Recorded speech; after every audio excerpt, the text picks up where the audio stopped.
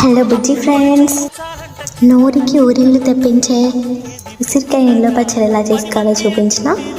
ముందుగా ఉసిరికాయని ఇలా నీట్గా కడిగి 4 వైపులా చీల్చి పక్కన పెట్టుకోండి.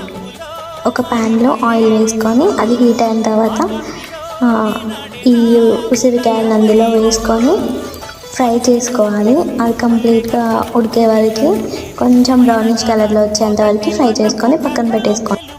సేమ్ ఆయిల్లో జీలకర్ర, ఆవాలు, మెంతులు, కరివేపాకు, ఎండుమిర్చి వేసుకొని అవి కొంచెం ఫ్రై అయ్యాక పక్కన దించేసుకొని ఆ ఆయిల్ని చల్లారనివ్వండి. చల్లారిన తర్వాత కచ్చాపిచ్చాగా దంచుకున్న వెల్లుల్లిని ప్లస్ తగినంత ఉప్పు, కారంని అందులో వేసుకొని మెంతులు, ఆవాలు, జీలకర్ర పౌడర్ని కలుపుకొని ముందుగా ఫ్రై చేసుకున్న ఉసిరికాయలను ఇందులో వేసుకొని కాసింత నిమ్మరసం వేసుకొని కలుపుకొని తినేయడం. దీన్ని తెరలేని బాక్స్లో ఎత్తుకొని ఆ గిన్నెలో అన్నం, నెయ్యి కలుపుకొని తింటే ఉంటుంది